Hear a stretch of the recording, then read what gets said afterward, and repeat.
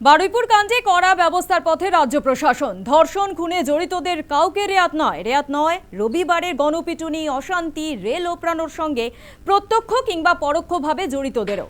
গণপিটুনিতে নিহত ইন্দ্রজিৎ মণ্ডলকে পুলিশি তদন্তের ভিত্তিতে ক্লিনচিট মুখ্যমন্ত্রী শুভেন্দু অধিকারীর। কথা বললেন নিহত নির্যাতিতা বালিকা ও ইন্দ্রজিতের পরিবারের সঙ্গেও। অপরাধে জিরো টলারেন্স সরকারে এসেই পরিষ্কার করেছিলেন মুখ্যমন্ত্রী শুভেন্দু অধিকারী। বারুইপুরের ক্ষেত্রেও সরকার যে সেই পথেই হাঁটছে তা স্পষ্ট করে দিলেন মুখ্যমন্ত্রী শুভেন্দু। বারুইপুর কাণ্ড নিয়ে মঙ্গলবার এসপি অফিসে বৈঠক করেন মুখ্যমন্ত্রী। ঘটনার বিস্তারিত রিপোর্ট চেয়েছেন রাজ্য পুলিশের ডিজির কাছ থেকে।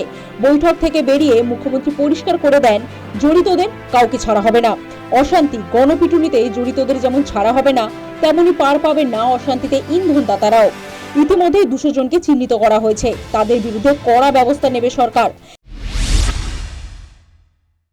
গাড়ি ভেঙেছেন, রেল লাইন উপড়েছেন, প্রায় অ্যাপ্রক্স 200 আইডেন্টিফাইড হয়েছে, প্রত্যেককে অ্যারেস্ট করা।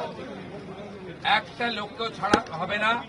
পিছন থেকে যারা উস্কেছেন, পলিটিক্যাল লোক যারা ইলেকশনে রিজেক্ট হয়েছেন, কেউ ক্ষমতা থেকে গেছেন, কেউ শূন্য থেকে এক হয়েছেন, এবং radical force, anti national force যারা পিছন থেকে উস্কেছেন, তাদেরকেও আইডেন্টিফাই করা হয়েছে। তাদের কল রেকর্ড ইত্যাদি ডিজিপির নেতৃত্বে এসটিএফ সব কালেক্ট করেছেন।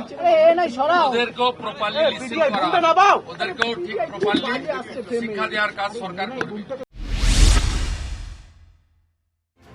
11 বছরের নাবালিকাকে ধর্ষণ ও খুনে উত্তাল বারুইপুরে গণপিটুনিতে মৃত্যু হয়েছে ইন্দ্রজিৎ মণ্ডল নামে একজনের। রাজ্যে বিজেপি সরকার তৈরির পরে এটাই প্রথম কোনো বড় ঘটনা। এই ঘটনার গোড়া থেকেই পুলিশের ভূমিকা নিয়ে প্রশ্ন উঠছিল রবিবার গণপিটুনিতে মৃত ইন্দ্রজিৎ মণ্ডলকে নিয়েও। বৈঠক সেরে বেরিয়ে মুখ্যমন্ত্রী গণপিটুনিতে নিহত ইন্দ্রজিৎকে ক্লিন চিট দেন, সাফ জানিয়ে দেন অভিযোগ থাকলে খতিয়ে দেখে ব্যবস্থা নেওয়া হবে পুলিশের বিরুদ্ধেও। মব লিঞ্চিং করে যাকে পিটিয়ে মারা হয়েছে ইন্দ্রজিৎ মণ্ডল, উনিও ইনোসেন্ট। পুলিশ আমাকে যা বলেছে তা আমার কথা না। তার পরিবারের সঙ্গে আমি মিট করেছি, তিনিও জাস্টিস পাবেন। আমরা আমাদের পার্টেও পুরো অ্যানালাইসিস করেছি। আমি ডিজিপিকে 72 ঘন্টা টাইম দিয়েছি। তিনি আমাকে, আমি যা ফাইন্ডিংস পেয়েছি, ওনার যে অ্যাডমিনিস্ট্রেটিভ প্রসিডিওর রয়েছে, প্রসিডিওর অনুযায়ী একটা রিপোর্ট দেবেন। রিপোর্ট দেওয়ার পরে অ্যাডমিনিস্ট্রেটিভ পার্টে আমাদের যে অ্যাকশন নেওয়ার, আমাদের কোনো লোকের যদি কোনো ওই টাইমের মধ্যে কোনো শিথিলতা থাকে 1%, সেক্ষেত্রেও খুব স্ট্রং অ্যাকশন নেওয়া হবে। মঙ্গলবার নিহত নির্যাতিতা বালিকার পরিবার ও ইন্দ্রজিতের পরিবারের সঙ্গে দেখা করেন মুখ্যমন্ত্রী। সূর্যপুরে পুলিশ ফাঁড়ি তৈরির আবেদন জানানো হয়। আবেদন মেনে সূর্যপুরে দ্রুত পুলিশ ফাঁড়ি তৈরির নির্দেশ দিয়েছেন। বারুইপুরের এসপি অফিসে মুখ্যমন্ত্রীর সঙ্গে পৃথকভাবে দেখা করেন তৃণমূল বিধায়ক বিমান বন্দ্যোপাধ্যায় এবং এনসিপিআই সাংসদ সায়নী ঘোষও।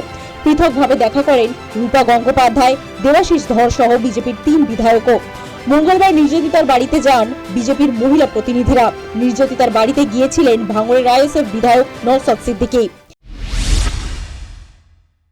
তার সন্তান হারিয়েছে এবং এইভাবে একটা 11 বছরের সন্তানকে যদি মানুষকে হারাতে হয়, থেকে তো কোনো মায়ের মানে এটা স্বাভাবিক কিছু। আমি তো এটা দেখে উনি অত্যন্ত অসুস্থ, কিন্তু আমি বারবার আমরা বলেছি, মাননীয় মুখ্যমন্ত্রী উনিও জানেন, ওনার স্বামী জানেন, সম্পূর্ণভাবে আমাদের সরকার তার পাশে। এবং আপনাদের কথা দিচ্ছি, সারা বাংলার মানুষকে কথা দিচ্ছি, শুধু এই ঘটনা নয়, যা ঘটনা যদি ঘটে মহিলার উপর অত্যাচার, ইনক্লুডিং এই ঘটনাটা, দৃষ্টান্তমূলক শাস্তি হবে। মহিলা নিরাপত্তা করে চিৎকার করলেও প্রকৃত অর্থে মহিলারা কেন নিরাপদে থাকছে না, এটা রাজ্য সরকারকে একটু ভাবতে হবে। জনরোষ যেটা তৈরি হয়েছে কখন হয়েছে, যখন সাধারণ মানুষ ওদেরকে খুঁজে পুলিশের হাতে তুলে দিল, তারপরে যখন পুলিশের হেফাজত থেকে যখন ছাড়িয়ে নিয়ে চলে যাচ্ছে, ফলে জনরোষ তৈরি হয়েছে। এটা তো তৃণমূল আমল চলছে না, তৃণমূলের আমলে তো পুলিশের গাফলতি। মিসিং ডায়েরি করে নিত না, দেখছি করতে ক্ষতি হয়ে গেল। জয়নগরে খেয়াল নেই আমাদের। এক সপ্তাহের মধ্যে বারুইপুরের ক্ষতিগ্রস্ত দুই পরিবারের কাছে যাবেন মুখ্যমন্ত্রী শুভেন্দু অধিকারী। সব মিলিয়ে স্পষ্ট, বারুইপুরের ঘটনার নিজের নজরদারিতেই রাখছেন মুখ্যমন্ত্রী। News time.